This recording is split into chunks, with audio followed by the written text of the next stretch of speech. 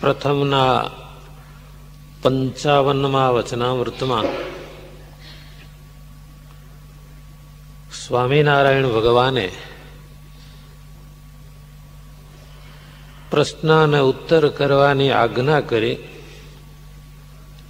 એટલે મુક્તાનંદ સ્વામીએ પૂછ્યું, હે મહારાજ, આ જીવને ભજન, સ્મરણ અને વર્તમાન એનો એક સરખો દ્રઢાવ કેમ રહેતો નથી?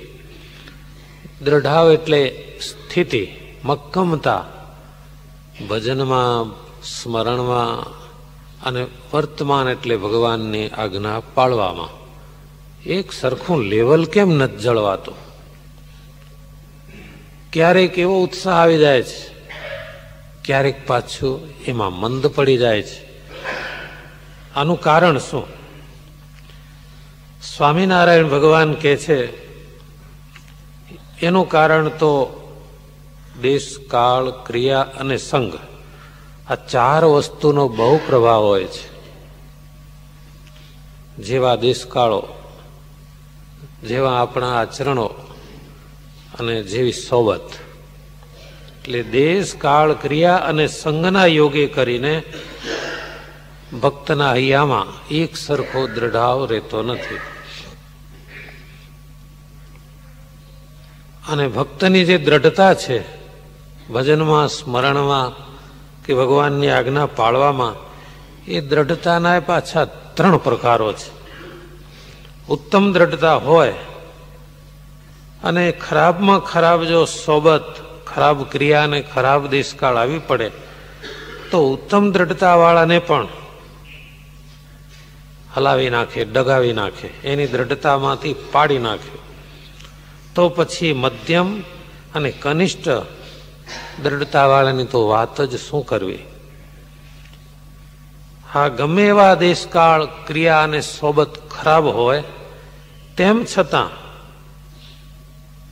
ભક્તિ ભજનમાં એની દ્રઢતા જો એક સરખી જળવાઈ રહે તો એમ સમજવું કે એને ભારે બીજ બળ છે, પૂર્વનું કોઈ ભારે પુણ્ય છે કે આવી સોબતમાં રહેવા છતાં, કુસંગમાં રહેવા છતાં એને ભક્તિ અને ભજન અવિચળ રહ્યા છે. અને દેશકાળ, ક્રિયા અને સંગ સારા હોય, સોબત સારી હોય, સમય સંજોગો બધું સારું હોય, છતાં ભક્તિ અને ભજનમાંથી કોઈ જીવ પાછો પડી જાય તો સમજવું એની બુદ્ધિ મલિન છે. આ જન્મમાં કે પૂર્વ જન્મમાં કોઈ મોટું પાપ કર્યું છે એ એને નડે છે, અથવા ભગવાનના કોઈ મોટા ભક્તનો દ્રોહ થઈ ગયો છે, એ દ્રોહના કારણે દેશકાળાદિક સારા છે છતાં એનું ભૂંડું થાય છે. હવે એ જો મોટા પુરુષની સેવામાં ખબરદાર રહે તો પાપ બળીને ભસ્મ થાય. અતિ પાપીની સોબત થાય તો પાપમાં વધારો થાય, કંઈક પુણ્ય હોય એ નાશ પામી જાય. માટે ખૂબ સાવધાન રહેવું. મદિરા પાનની કરનારી પાતરીઓ એના ગળામાં હાથ નાખીને બેસે અને પછી પરમેશ્વરનો વાંક કાઢે કે મારું મન કેમ ઠેકાણે રાખ્યું નહીં, એને તો મહામૂર્ખ જાણવો. એટલે કે વિષયાસક્તિ એવી જે પોતાની મનોવૃત્તિઓ એને આધીન બની રહે અને પછી બોલે કે ભગવાન આપણા મનને ઠેકાણે રાખતા નથી, તો એ શ્રીજી મહારાજ કહે છે તો મૂર્ખ નહીં પણ મહામૂર્ખ. એટલે સાવધાન રહીને આપણે આપણા હાથે કેવી ક્રિયા થાય છે, આપણી સોબત એ જોતા રહેવું. બાકી તો આપણા માટે દેશકાળ તો ઘણા સારા છે. ભક્તિ ભજન એના બળ પ્રેરક દેશમાં અને એવા સમયમાં આપણે રહીએ છીએ. પણ 2 બાબત, આપણી ક્રિયા અને આપણી સોબત, એમાં સતત ચેતતા રહેવું જોઈએ, નહીં તો એ આપણે ભક્તિ અને ભજનમાંથી પાડી નાખે. સમાજમાં ઘણાનું દેખાય છે, કેટલાય ને 35 30-35 વર્ષ વચ્ચેના ગાળાની વાત છે. એક યુવાન છોકરો 20-22 વર્ષનો મુંબઈ મંદિરમાં ચોમાસામાં પોતે એક બાજુ પગથિયા પાસે પલળતો ઉભો રહે અને સત્સંગીઓ દર્શન કરવા આવે. એ બધાની છત્રીઓ સાચવે, બૂટ સાચવે, ચંપલ સાચવે, કોઈની થેલીઓ સાથે હોય તો એ સાચવે, અને પાછો ઘેરથી કપડું લાવે મોટું જૂનું.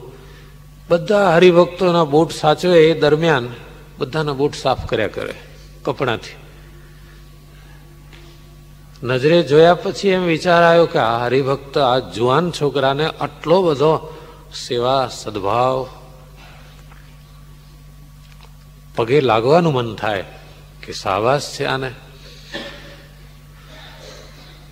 3-4 વર્ષ સુધી ચોમાસામાં આવી સેવા કરે. પછી સોબત બદલાઈ. સોબતથી એવી સોબત કે જે ટાળી ટળે નહીં, મીટાવી મટે નહીં, આવી સોબત. એટલે એના લગ્ન થયા. એના ઘરમાં જે પાત્ર આવ્યું એ પણ ભણેલું ને હોશિયાર, પણ ધર્મમાં, ભક્તિ ભજનમાં આસ્થા નહીં, શ્રદ્ધા નહીં. તો ધીમે ધીમે દાણો દાબવા માંડ્યો.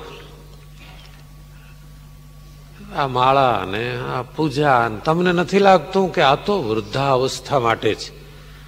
વૃદ્ધાવસ્થા આવે એટલે બધા સંસારની મોહ ને માયા ને પ્રપંચ ને બધું ભૂલી જવું જોઈએ, એ હું માનું છું. અને એટલે વૃદ્ધાવસ્થામાં માળા ને ભજન ને ભક્તિમાં ડૂબી જવું, એટલે બધું જિંદગીનું બધું ભૂલાઈ જાય, મોહ માયા પ્રપંચ.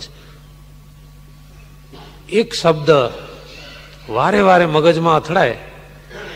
ગમે એવો મજબૂત પથ્થર હોય પણ તમે દરરોજ એક હથોડો મારતા જાઓ, કોક દાડો એમાં ચિરાડ પડવાની. એક તો સતત આ શબ્દ કાને પડે. પછી ધીમે ધીમે મંદિરે આવે, સાથે મંદિરે આવીને સમજાવે, લ્યો હવે આ બધા તાળીઓ પાડે છે અને બહાર કેવા છે, હવે એમાં આપણે એના જોડા આપણે સાફ કરવાના. અને આ તો આપણે આપણા મોભા પ્રમાણે રહીએ તો જ એ ગૌરવ છે. ધીમે ધીમે ધીમે ધીમે ધીમે એવી આ શબ્દોની અસર થઈ. હવે આ સોબત કઈ રીતે ટાળી શકાય? આ સોબત ને આ મોહબત એ એવું કામ બગાડી ગઈ. 3-4 વર્ષ પછી જે સાધુએ એને જોયો તો એ પાછા એને ત્યાં શોધ્યો. પેલો મંદિરમાં દેખાતો નથી, 2-4 દિવસ થયા, ક્યાં ગયો? તો કોઈએ કહ્યું કે એ તો મંદિરે આવતો જ નથી. આટલી બધી સેવા કરનાર ને સત્સંગી માત્ર ઉપર સદભાવ રાખનાર એ વ્યક્તિને જાઓ જાઓ જરાક સમાચાર તો મોકલો. સમાચાર ગયા એટલે આવ્યો. કંઠમાં કંઠી નહીં, લલાટમાં તિલક ચાંદલો નહીં. અને એનો જવાબ એવો હતો કે શું કરું, આ મુંબઈની જિંદગી એવી, દોડધામ પરવારું નહીં. તો પહેલા કેમ પરવારતો હતો? પણ આ સોબતની અસર. મજબૂત દ્રઢાવ હોય છતાં સ્વામિનારાયણ ભગવાન કહે છે સોબત જો અતિ ખરાબ થાય તો મજબૂત દ્રઢાવને ટાળી નાખે છે. એટલે દેશકાળ ક્રિયા સંઘ એને તો સતત સાવધાની રાખે તો જ કામ થાય.